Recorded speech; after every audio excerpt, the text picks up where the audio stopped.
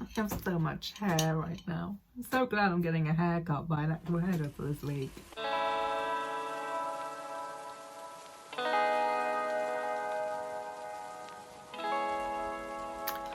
I did not think I was going to make a video this week because I'm not gonna lie, my last video literally got 6 views. I'm very confused because I got 6 views but gained 6 followers or subscribers, so I don't understand. That's where we're at with YouTube, but I haven't said hello yet, so I guess I'll say hello. Hi pals, it's me, Artie, wearing my flare earplugs because at the moment the static in my house makes me want to fucking die. But I decided to actually film a video because I gained access on NetGalley to a book that I have been actually like really like, I don't anticipate books very often, and this one was a non-fiction kind of memoir, kind of self-help, mental illness, eating disorder book by Essie Dennis. It's called Queer Body Power, and I so far have read 35 pages and I was just like, how dare you look at me. And it has brought up a lot of feelings for myself, said a lot of things that I've felt over the years in regards to the media surrounding eating disorders, the kinds of people it's catered to, and the kind of representation there is, which kind of is severely lacking, to put it simply. I think they're around my age. I don't think so. We grew up around the same sort of years, basically, and that time frame sucked for personal well-being, mental health. Eating disorders were greatly encouraged, like worse than now. Heroin chic was like a huge thing in the early 2000s in like modelling and even on TV. Like most actors on TV were really skinny white people, basically, unless they were like a comedic side character. I've forgotten what my point was. Essie said that they did what they could to try and find and access information on eating disorders and recovery for themselves, but their eating disorders were and are so deeply entangled with queerness, not being cisgender as well, but also things to do with disability and chronic illness, you know, those kinds of things too. And whilst there were and are lots of books and resources out there for eating disorders, they are very catered towards cishet, white, skinny women who do not have disabilities besides their mental illness. And I just really felt that very heavily, because like I still read mental illness memoirs and eating disorder books and things like that, whether they're fiction or non-fiction, but I definitely went through a very intense patch when I was younger of reading specifically eating disorder media, watching eating disorder media, from like these horrific documentaries of that sort of time frame to films and TV shows about this sort of thing. There is a fly in here. Like the books I read when I was younger, they are all still up on my shelves because like they meant a lot to me during my youth, that I literally still have a hold of them, and they actually live on basically my favorite books shelf, which is kind of just books that I felt impacted me a lot. One of them was Winter Girls, and that's fiction. I don't really remember a whole lot about it, but one of them dies, and that's basically the whole plot, is like trying to deal with the grief of your friend dying from something you both have and deal with. I don't know if they were both anorexic, but they were both eating disordered. And I think Lovesick was a lesser known, technically non-fiction. It was written by a journalist on a true thing that happened. That meant a lot to me as well. Then I think there's Hungry by Crystal Wren, which is a memoir. I feel like that was maybe the first positive pro-recovery book I read on eating disorders. I think there were some others, but I don't remember exactly by name, but then a few years ago, well, I think I just picked up reading more again generally, and for one, yeah, they're all still skinny white girls that I've read from. I really enjoyed Biting Anorexia. That was another positive pro-recovery kind of book I read. And the only book I have read, even mentioned, or have any kind of similarities of eating disorders and sexuality, Unbearable Lightness by Portia de Rossi. That was her memoir too. And that was all about that one. I feel like was the one that hit me most because it was very inherently linked to being queer and inherently linked to her work and career passions of like modelling and acting.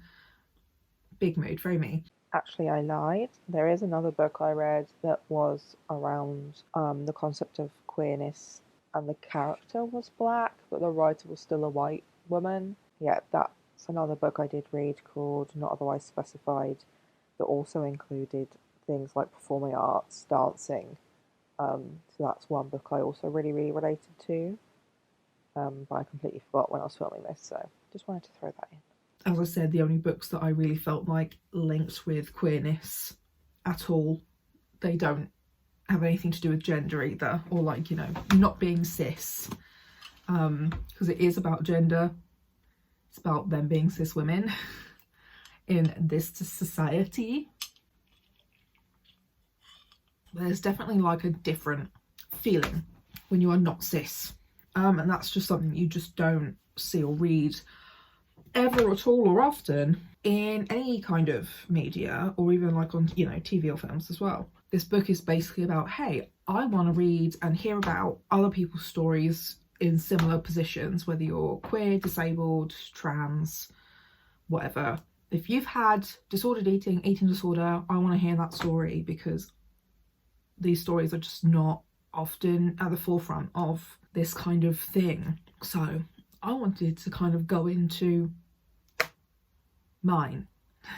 I said in one of my recent videos that I'm starting to feel like it's time to discuss some of the things that I've personally been through and the traumas I've experienced, because I'm now understanding myself on such a layered perspective. My eating disorders is one of those things that wasn't just, I want to be skinny, I'm a skinny white girl, I want to be famous, so I have to be skinny to be famous. You know, that's what it felt like at the time, but looking back, no. Okay, so I will be doing my best to omit any particularly triggering information. I will not be going too into detail about things I personally did to myself, etc, etc, because generally it's just not important or appropriate. Just the fact that it's the experience I had and the feelings that came with it and what it actually ended up being and meaning is what's more important. I also don't want to trigger anyone else, but also if any of this kind of content may upset you or trigger you in any way, it is absolutely fine to leave this video and never watch it, or come back when you feel like you maybe feel like you can cope. But I will be doing my absolute best to omit anything too triggering, numbers, clothing sizes, you know, things like that. And if I forget, I will either mute them or cut out those little sections. So if things get jumpy from here, that's why. But basically, I realised a few years ago in therapy that I've actually had a very dodgy relationship to food pretty much my entire life, because at a certain point I remember, probably around when I started school, and that's when a lot of things changed and were really difficult for me, around age 4, I remember sneaking food a lot as a child. I feel like a lot of my eating issues now, looking back at them, are related to being undiagnosed ADHD and autistic, because I have found and seen loads and loads and loads of things discussing binge eating and eating high sugar foods release dopamine, and also things to do with like impulse control, makes it difficult for you to not do those things, and probably more. So I remember Starting school, I was like maybe an average sized child, but I have always been relatively big. I've always been quite tall, I've always been quite broad. I was a very large baby when I was born. I was like a few days late too, so I was cooking in the oven too long. But like, I started to gain a lot of weight when I started school because of secret eating, which I think is linked to the distress of abusive family members, as well as a really intense and horrible school situation, being undiagnosed autistic and ADHD. I remember teachers and school staff commenting on my body before I even like left primary school. I was always told off for certain items of clothing I wore. So like in the UK, most schools have uniforms, but because of my size generally, a lot of the clothing I needed was just not in my size, including shoes. I remember all of the kids in school constantly picking on this one particular thing of me being fat, literally from maybe even nursery, I don't know, but definitely as soon as I started primary school. So like, I was getting a lot of feedback from everybody around me. There was something wrong with my body, from people using the word fat in a way that was very negative and derogatory, to teachers making rude complaints and comments to me as a very young child, when it really, one, should have been directed to my mother, and two, just not said at all, because my mum repeatedly told them why I couldn't wear certain appropriate like school clothing. Like, I couldn't wear the kids' plimsolls. My feet were too big. I've been like a size 6 since I was like in year 5 or something like that. I've had about size 6 feet for as long as I can remember, basically. I've always had trouble finding shoes that fit me as well. The fact that we found any trainers that fit me that also were appropriate for school to use for PE and stuff like that, they would still comment and tell me that what I was doing was wrong, even though we had already told them, gotten permission, reminded them. It would always be brought up constantly. I then moved schools. We moved to the countryside, and I did my final year in primary school in a different school. I really very barely remember any of this year, to be honest, because I did not like many of the kids at this school either. It was a much smaller school. There was only one class per year, whereas my last school was much bigger and in the middle of a city. So there was at least 2 classes per every year, and each class was like 30 odd children. So I don't really remember much about that one particular year, but I do remember that I was, again, the biggest kid. I was the biggest girl. A lot of trans people have this kind of experience of, no, I always knew. I didn't. I was quite a effeminate child. I enjoyed girly things, girly clothes, girly hobbies, and what the fuck ever. I still do. But like, I was a lot more happy in that sense of childhood and dressing how I wanted to outside of school in feminine pink. I loved pink. And I feel like a lot of that changed when I sort of reached, I guess, puberty age. I don't want to be sexualized by anybody. I'm extremely uncomfortable with anyone leaving sexual comments or leaving certain kinds of compliments on photos, videos, anything. I abhor it. I hate it. And that's kind of why I dress the way I do now. Moving into secondary school, one of my best friends in school was very obviously sick with an eating disorder, but she was very small and was not very well. I don't know whether she maybe had other things going on too, but she did not have a great home life either, and I understand why and how she got to that place with her eating disorder. I think that she maybe had to retake her last year of school because she missed a lot.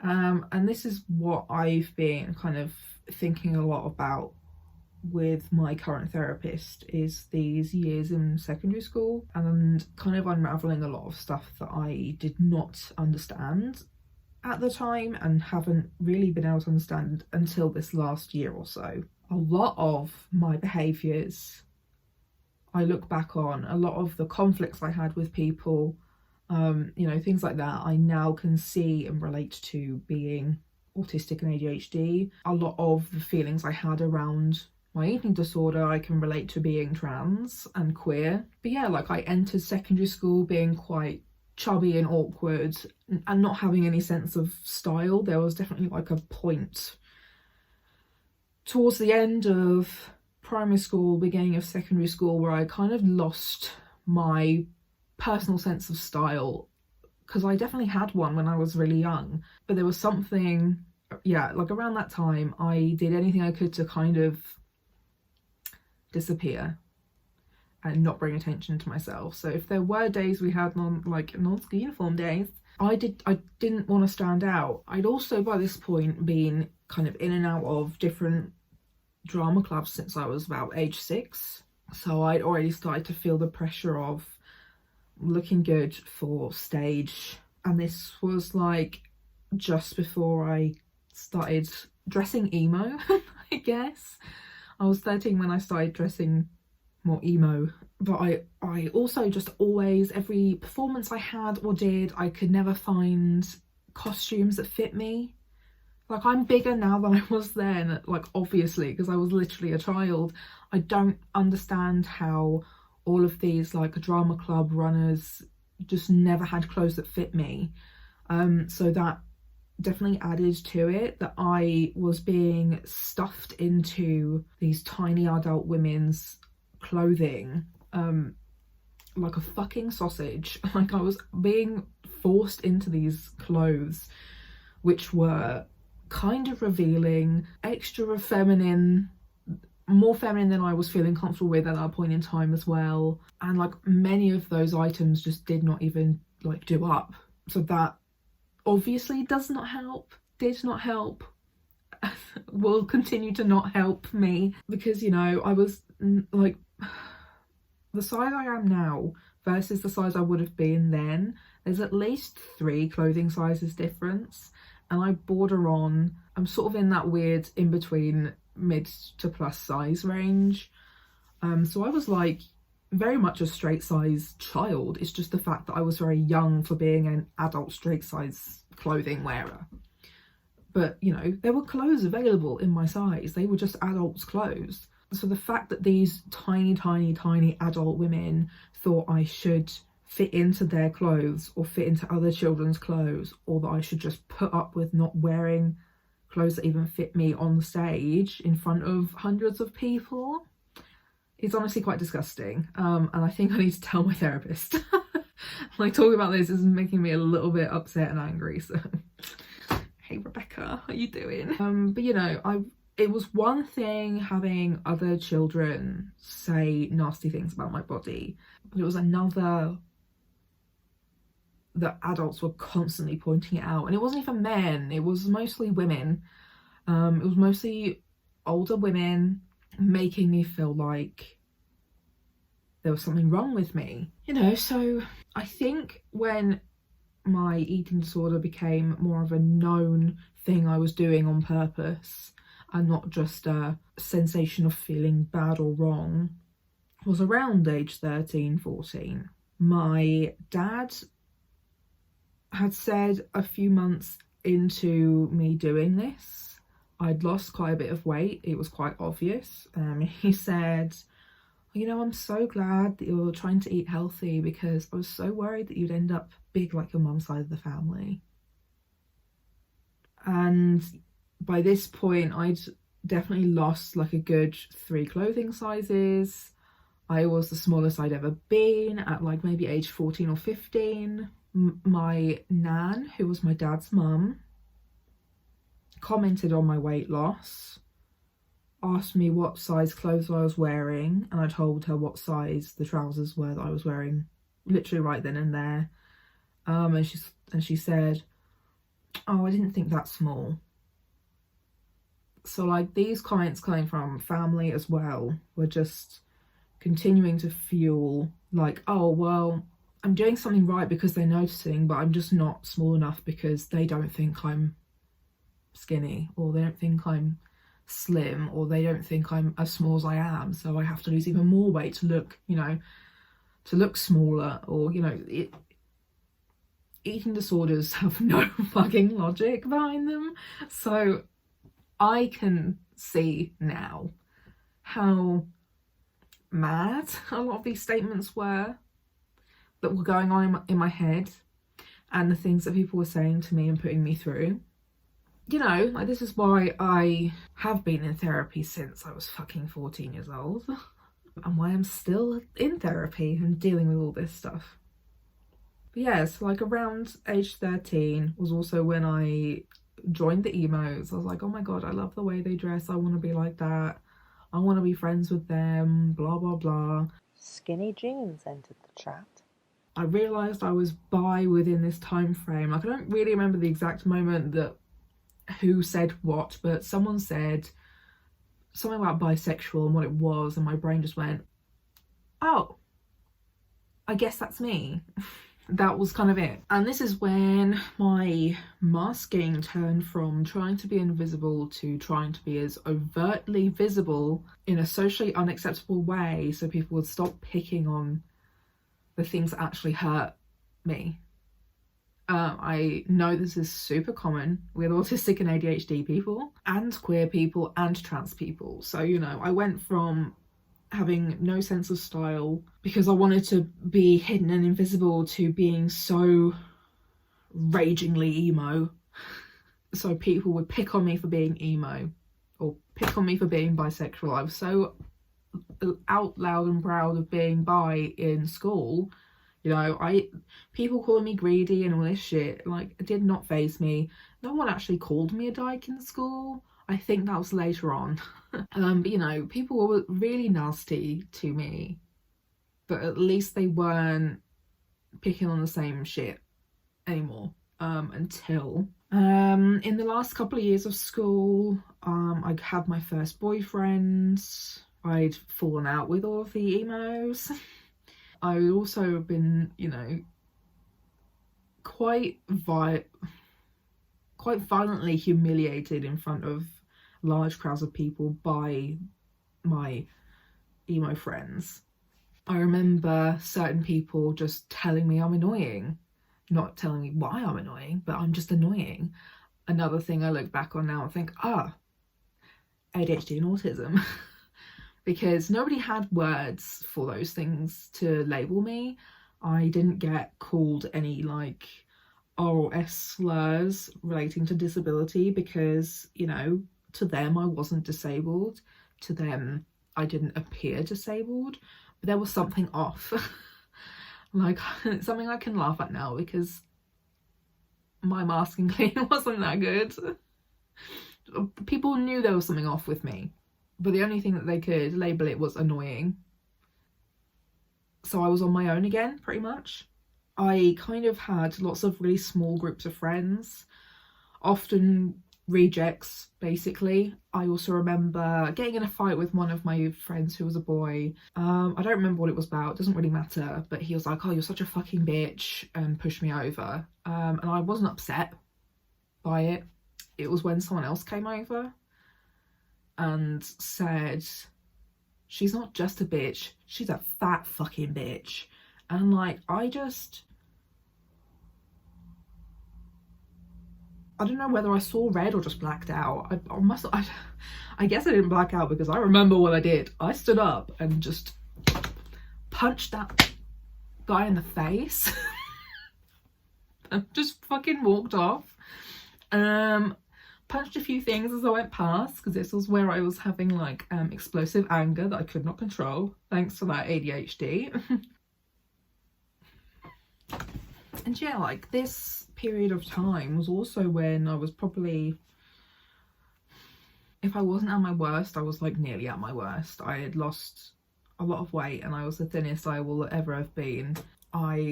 Throughout my life, I've kind of been through all the spectrum of different eating disorders. I started out with intense restrictive patterns. This was also a period of time where pro-Ana on the internet was very alive, very unpoliced. There were websites with massive forums full of people that I had full access to, basically. I would spend hours and hours on these sites. That's where I was on Tumblr. I was in that section of the internet. I would then also be sort of on the bulimic end of things, but I personally never could make myself be sick, so I use laxatives. I only say that as well, like that's not a tip per se. I only say it because that's one thing that I personally just don't see much talked about. It is a very real side of purging and bulimia, but because I didn't make myself sick, I wasn't bulimic apparently, according to doctors, you know. And also by the time I said anything to anyone, I was bigger and wasn't displaying all those behaviours.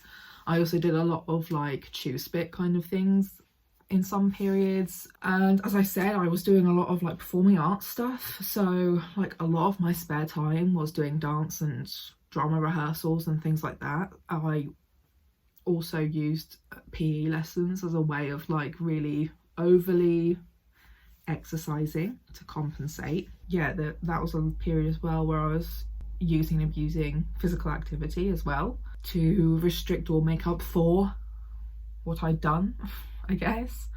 My brain's died, I don't remember what I was saying. I was still having comments on my body from classmates. I was getting them from teachers still.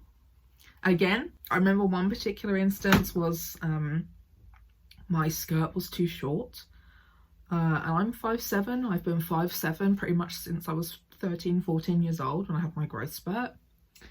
I was also not the tallest girl, but I had 7 different teachers, including men, comment on my skirt length. Whoever the shop is, you know, the school uniform shop is, they only provided one length of skirt. So like that one wasn't my fault. 2, they were expensive fucking uniforms. We did not have money, babe. And 3, like that was awful. To have 7 teachers stop me during my day, and then also call my mum up after school. I'd already told her. She fucking, like, she had such a go at these members of staff and at how inappropriate it was to make the comment generally, but especially for the male teachers to make this comment, because that's just like full stop gross. Why are adult men commenting on children's bodies, especially young girls? I have always been lucky that I've had my mum being able to fight my corner for me for the most part. But you know, that was just another one of those times where it's like, wow, okay, so I'm literally wearing my skirt properly, but you're calling me inappropriate and a slut. My head teacher compared me to the St. Trinian's girls, and I hadn't even watched that film at that point in time. But when I looked them up, when I got home, oh, okay, so you're telling me I look like a stripper version of a schoolgirl, which is not only entirely incorrect, but very disgusting. So like the sexual, sorry, my fucking earbuds gone the wrong way around. I feel like I got lucky that I wasn't desirable enough for many boys and adult men to sexually harass me. You know, that's a weird thing to say and think. The handful of times I did experience those sorts of things of being sexualized as a minor, yeah, were very distressing for me. I remember being sexually assaulted at Pride when I was 16. We'd literally just gotten there. I was in a superhero costume. I remember my few emo friends I had sort of after the emos threw me out of the group would hang out with and meet up with these fully grown adult emo men. Yeah, again, one of those moments where I'm like, wow, I got lucky that they were not interested in me.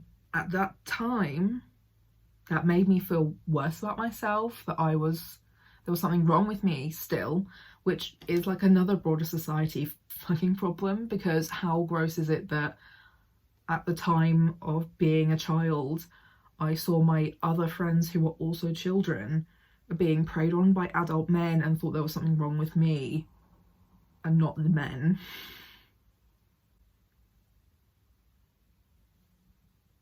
You know? Fucked. These adult men did not help me or my friends. There was a little thing before I started college where I went away for a week for a performing arts course and made friends with this girl who's a little bit older than me, but disordered eating really is and was very rampant in performing arts spaces. Like, there were a bunch of girls there who just were refusing to eat and throwing strops when they were being told to finish their meals and stuff at this stay away London week-long course. And I sort of got progressively worse through the week as I felt again undesirable, whether it was in my appearance or my acting and performing skills. My friend wasn't in my group for the performing stuff, but we lived very close to each other in that week.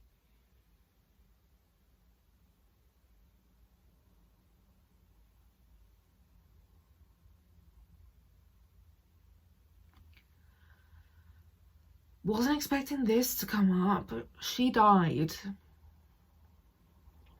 a few years later, not relating to disordered eating, because actually she was like one of the few people who ever called me out, but like in a way that a good friend would.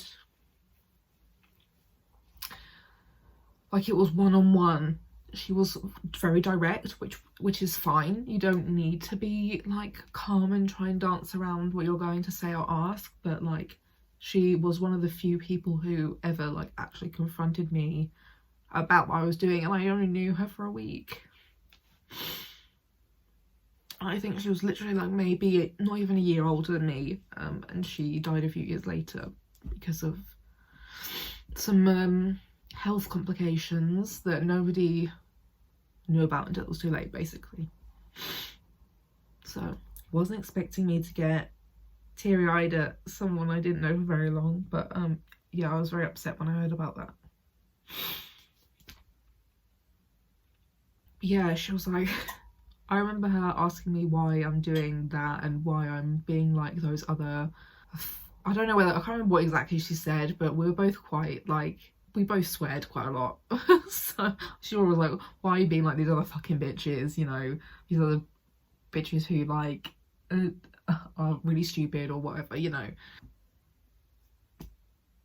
Entering college, so that's like 16 to 18 sort of age range, I was doing performing arts, but also I was doing my course in London for performing arts as well. So again, I was continuing to do a lot of really excessive exercise, walking, dance, that sort of thing. I then made several more friends who were eating disordered after I left school and never saw the one I mentioned again. I became best friends with this girl in this London course who had been in and out of treatment centres, both in this country and in another country where she'd also lived, plus being at this more local BTEC level performing arts during the week, full of people who were continuing to point out I was gross, I was not attractive, I was not conventionally attractive, and this was when I sort of become not necessarily emo anymore. I'd sort of gone into my grunge phase, and I was coming across as more butch in kind of presentation, but more in mannerisms and how I spoke to people. And this is when people started calling me dyke, in like a derogatory way, because I was coming across as more masculine than I'd ever come across as before. Even though I technically still wore kind of effeminate clothing, I was still coming across as mask and butch and gay, which, you know, I had no problem with coming across as gay or queer, because that, correct, well done. And this was when I'd kind of started actually having more friends who were queer too. This is also when people started to realise I was sick. My mum confronted me about it and asked if I was bulimic, and I just went off on one at her and was like, how dare you ask me that? How dare you say that to me? And walked off, but she was right. I had a very toxic close friend when I was at my sort of local college for my performing arts, who nitpicked at my body a lot, whether it wasn't necessarily always about my weight, but she definitely brought that up a lot. She had gotten into a relationship with someone at one point in these 2 years, and put on quite a bit of weight, and she was like, wow, I'm nearly as big as you or this other friend, in front of me and this other friend. This other friend was, one, skinnier than both of me and this other person, and two, I wasn't that big, and I knew at the time I was not that big. And that was when I started to understand that I had certain friends who were not friends and only had / kept me around to use me as a punching bag, basically. She said many things about my body, some of them including saying I have weird goosebumps. There was a point in my college performing arts course where we had to learn how to measure ourselves for costuming. It became a competition for her. Who had the bigger chest? Who had the longer legs? Who had the smaller waist? You know, those sorts of things. And I saw it. I saw through her. She was not very good at pretending to not be an arsehole, basically. And she knew I wasn't well. We'd talked about these sorts of things too. And then one day when we were out, I don't know, we were sat out for lunch with a few of our other friends, and I don't even know where this came from, but I could just remember her shouting at me, "You never eat anything." I'm just like, cool. Way to bring that up in front of like a bunch of fucking people, rather than like a friend would do, which is privately and more calmly, you know? So needless to say, we aren't friends anymore. And then with this other course I was doing in London, me and this other friend who both were sick with disordered eating kind of became eating disorder buddies, basically. This was really common during that time period too. You know, if you made a friend in an online space for disordered eating, you would kind of support each other and do these things together if you knew them in person. That was also part of the freedom I had, was that I would just go off to London sometimes for a week for this course. Nobody was in charge of me but me, so I didn't have to eat shit if I didn't fucking want to. So kind of went a bit rampant. I've actually just realised I'm a little bit incorrect. There was actually 2 girls at this London course that I was doing for 2 years who had eating disorders. One was the one that I've already sort of been talking about, and the other one was a very sweet, really lovely and talented young woman they were both a little bit older than me, but not by like a huge amount, like maybe a few months. But with this other girl who I haven't really talked about yet, with her, it was almost like we knew we shouldn't be doing this, and we deserved better than this and should be doing better than this and shouldn't be doing this to ourselves, that sort of thing. But we were still struggling with it. That was kind of the mentality that me and that girl had, versus me and the other girl was, fuck it, this all sucks, I hate living here, I hate existing, let's just fucking die. Like, let's just see what happens and how far we can push our bodies and see what the hell goes on. Because by this point I had failed suicide 10 times, so what I had left was smoking and starving myself to death. I then fell out with the first girl from this London group and her sort of closer friends over something very, very stupid that still doesn't make sense to me to this day. I actually brought this up to my therapist recently, because with my therapist now, I'm talking about the traumas I had based around friendships and relationships from like a decade or more ago, because some of the people I've had in my life are really awful. So like, whilst I don't hold any grudges against this girl who was my friend. I kind of hold grudges against the other two who were involved and the guy involved. Basically, it was just around like how nasty this one guy was about another girl in the group who I was also friends with, and how fat she was, and all these really horrible things. And the fact that, you know, like, I think a big part of me knew that when I wasn't in the room, that's what he was saying about me.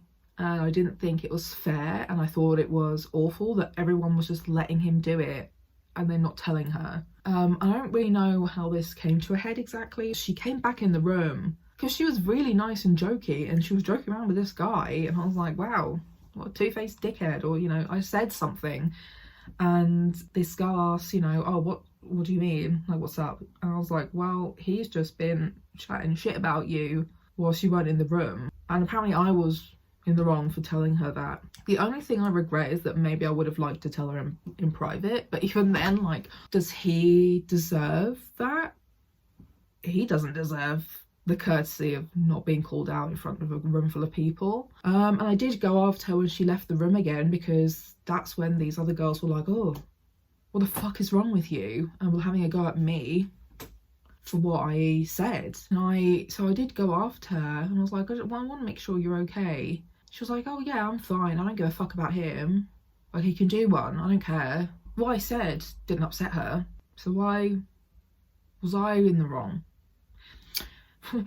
Hashtag autistic. Because I still don't understand how I'm supposedly wrong for that, but there we go. 10 years ago, innit? But that was the fracturing of me and this other friend. So that's when I sort of grew closer to the other girl with the ED and some of the other girls who were like very separate from the other ones I used to hang out with more, you know, and I just went on with it. I was struggling a lot because I was trying to keep up with my BTEC workload.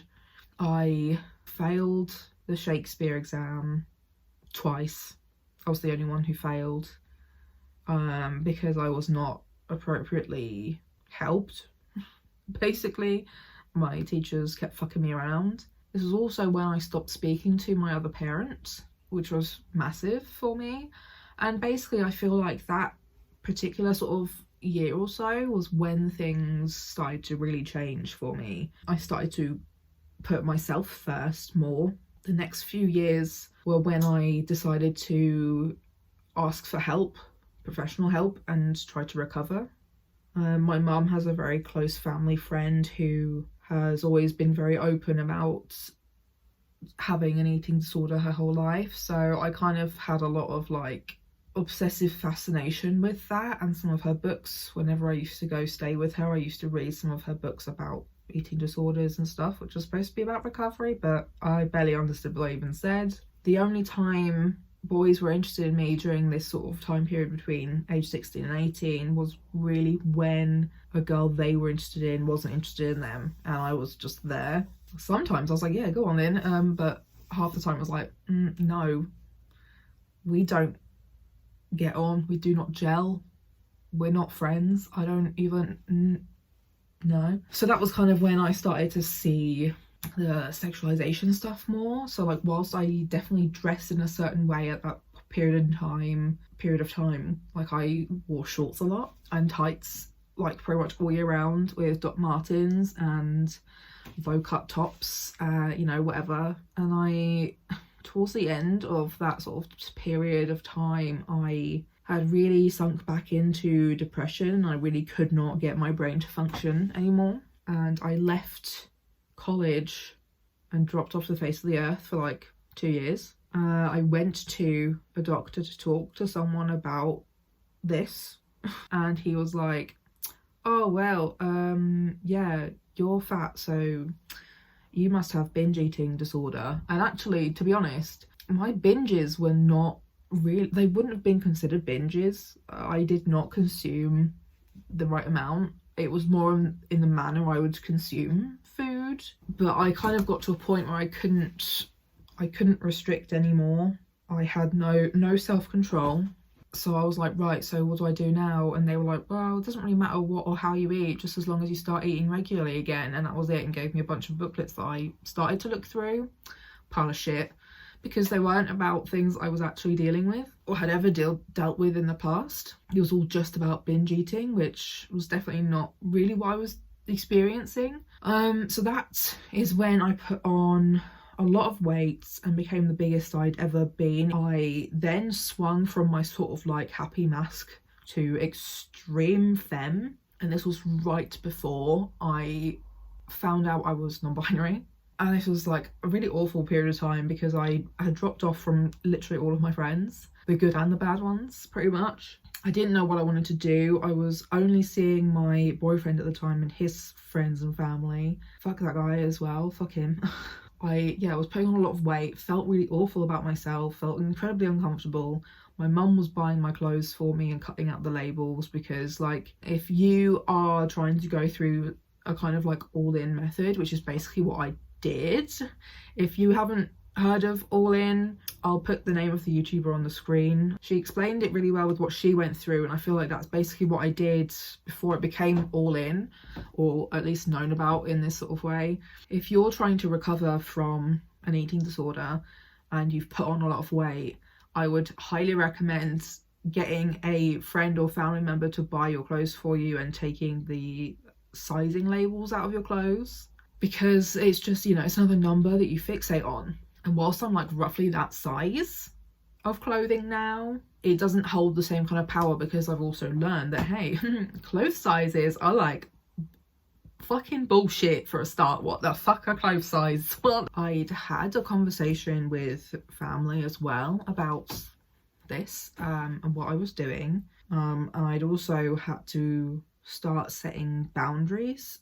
Whilst they never necessarily made the same kind of comments my dad and his side of the family made, they would comment on how I ate and what I ate.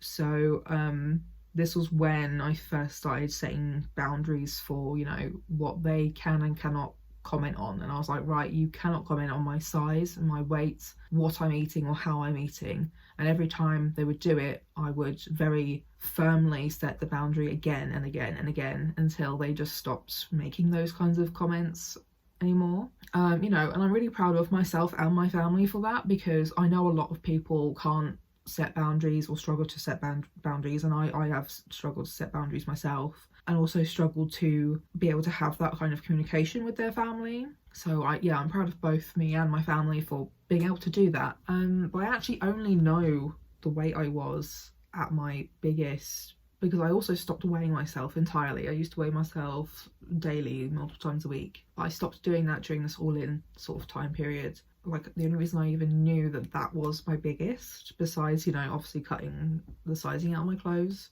was I went to a GP I'd never seen before because I had to be checked again for the contraceptive I'd been on for a few years already. Like 5 or 6 years I'd already been on it. And they're like, right, well, we have to weigh you and all this sort of shit. And I was like, okay, well, as long as you don't tell me, that's fine. I'm pretty sure I said, as long as you don't tell me what I weigh, that's fine. I wasn't going to look, but, you know, if I had to be weighed to make sure I was still allowed to be on this medication, then fine. So I got on the scales and I was really good. I didn't look, and I got off, and she just fucking told me how much I weighed. She told me how much I weighed, and I'd asked her not to. She no longer works there, by the way, but also I never saw her again after that because, another woman. And you know what's also really funny? I was never weighed again for that medication. No one has ever asked me what my weight was or asked to weigh me for this contraceptive since then. And it's like 7 years on. So yeah, love that. Good time. I've also been told to lose weight because of my joint pain. And it's like, you know, how about shut up and I'm disabled? Because that was also during the period that I was first being diagnosed with hypermobility syndrome and nobody knew what to fucking do. So I just suffered in pain for no reason. I wouldn't necessarily say I am completely recovered, but, you know, way better than I used to be. So because this was like right before I realised I was non-binary, I did start noticing I had these two very conflicting wants and wishes for how I wanted to look, how I wanted my body to look. There was one side of me that wanted to look so emaciated that I had no form, basically. So, like a boy. And then there was a side of me that wanted to look so extremely feminine I don't think my body could ever even look like that anyway. I'm not built that way. I'm not built that way. After realising I was non-binary, these two weird binaries I had with my disordered eating and switching between these two for what I wanted to look like were very bizarre for me. And I think that's why I first identified with gender fluid, because there was such an extreme difference between these two depictions of myself that I wanted to be and look like. I was like, oh, I must be fluid. Try genderless, babe. Me and shitty boyfriend broke up at some point before I realised I was non-binary. I lost a bunch of weight because I stopped eating. Again, from depression, and I felt very sick about existing. And then I kind of stabilised. I stayed around that weight for like a solid 4 or 5 years. Even at university, I never necessarily restricted how or what I ate, except from I was a vegetarian, you know, so I restricted in that sense. That's also why I became vegetarian, by the way. I became vegetarian to restrict what I could and could not eat at home. I drank a lot. I drank a lot of very sugary alcoholic drinks as well. You know, my weight pretty much stayed pretty much the same throughout the whole of uni. Nothing changed really. I started to become a lot more comfortable in myself. I went so far mask that I feel like is almost like an AFAB non-binary rite of passage. You know, I was becoming a lot more myself. Yeah, you know, at this point, sure, I'd made myself stand out quite a lot with what I was dressing as. Like I went through this emo phase, then this grunge phase, and then this very like effeminate vintage phase, and then went through the non-binary super mask phase. But I always had a lot of hair. For most of it, I had these really big swooping emo fringes. I literally just recently posted on my Instagram about how in this last year or so, I've finally become comfortable with my face. I'm comfortable with my face. And like about some of those awful feelings that I had been put through again through those drama clubs and classes as well, that made me feel weird about my face. But also, you know, I put myself in the line of fire for targeted harassment when I looked like that, you know, that sometimes it felt like my hair shielded me too. After my first boyfriend, I cut it off really short to here, to like a bob. Then it grew out again and I had like a side fringe, even though I sometimes had a straight across fringe, sometimes I didn't. I then grew out the fringe and had long hair that was like down to here when I was in my femme vintage phase. But then when I sort of went into my non-binary mask presenting phase, I had this, I mean, I'll put pictures of some of these. I don't feel comfortable showing all of them because, you know, some of those periods of time were just so awful to exist in. I don't want to look at that. You know, I went back to this sort of side swoopy fringe, but I had short back and sides. It was a very different look the first time compared to, yeah, as I sort of was wearing this hairstyle or similar throughout those sort of 3 years at university, I got more and more comfortable and happy in that sort of look. But then, you know, something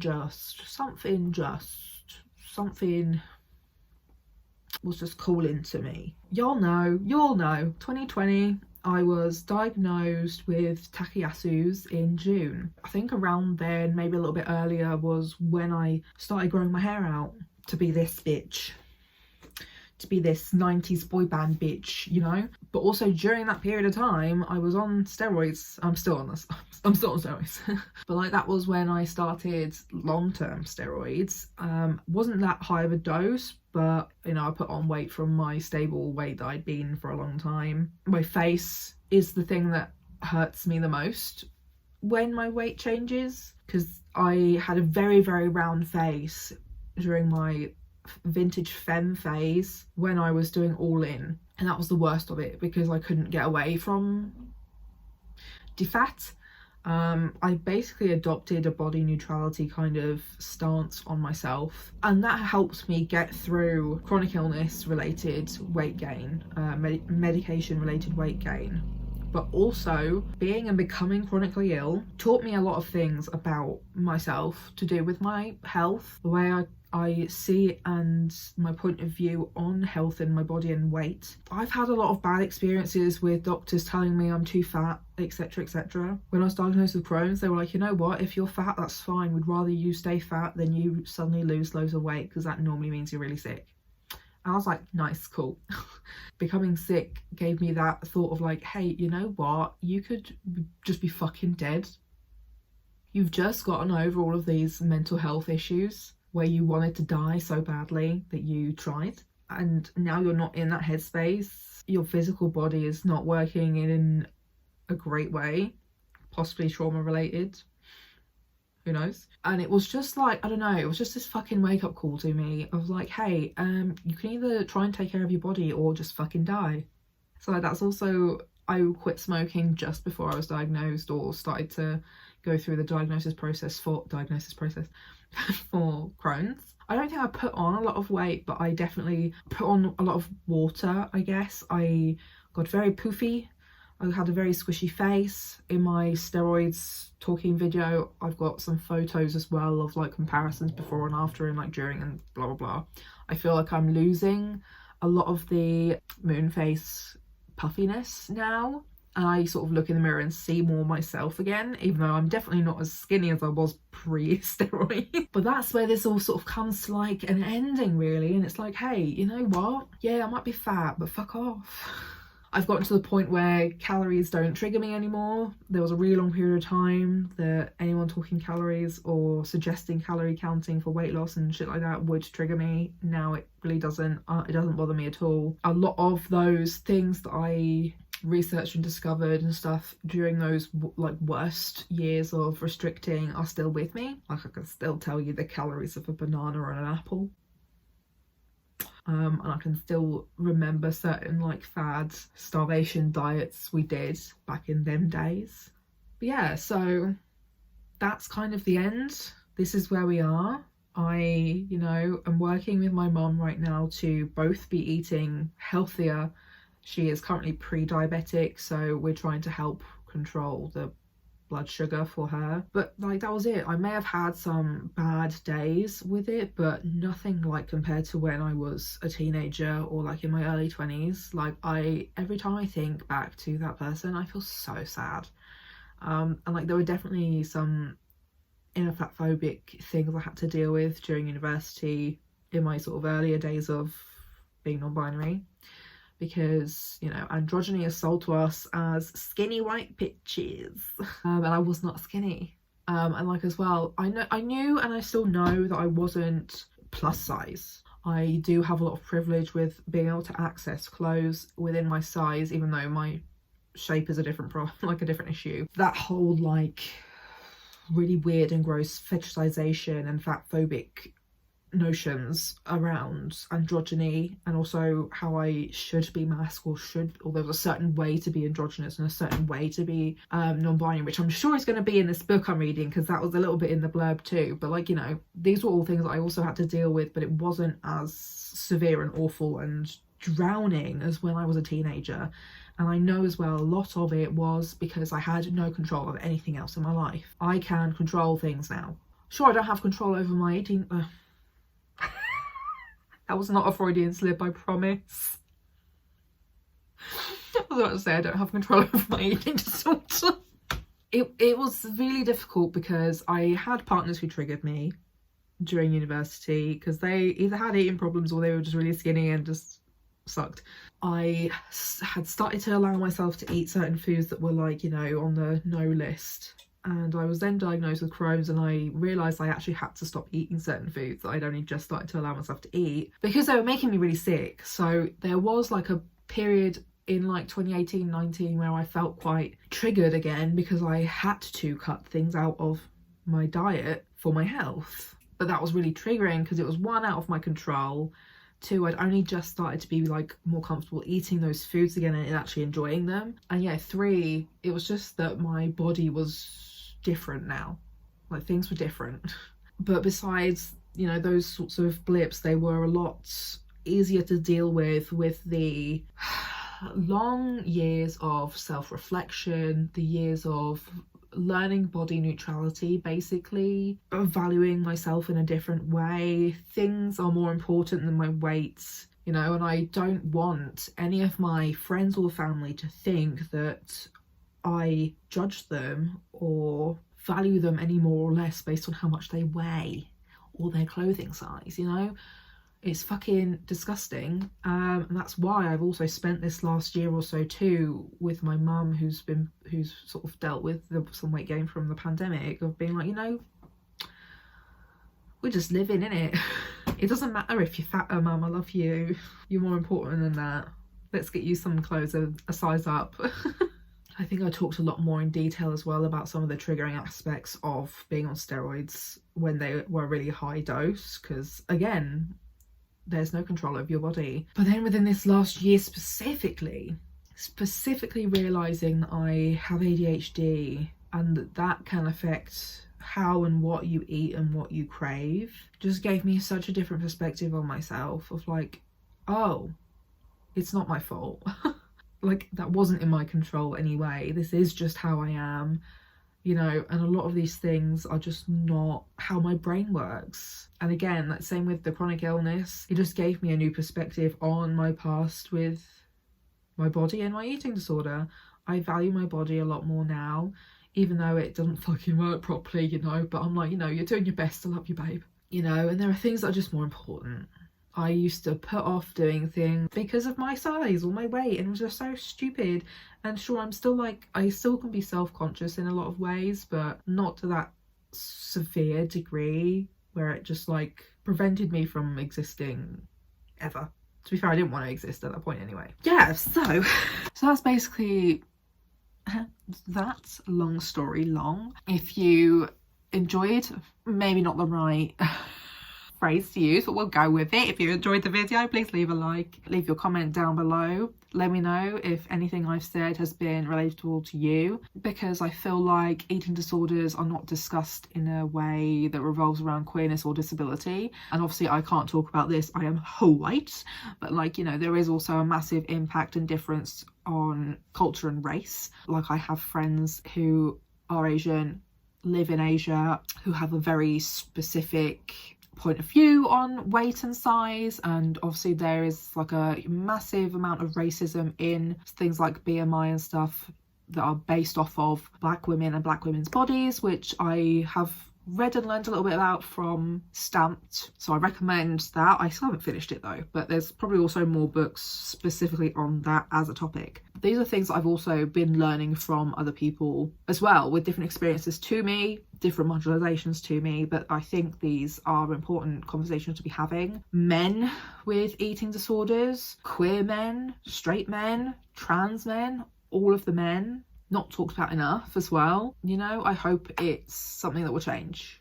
And that's kind of it. Subscribe to my channel if you want to see more of me dishing the goss of my my youth. I talk about disabled related topics, sometimes books. This one was kind of inspired by a book, and also queer trans shit too. So if you like any of those topics, alone, together, combined, whatever, alone, together, combined, whatever. All right then, apparently I'm a poet in this video. Yes, hit subscribe and I'll see you next week.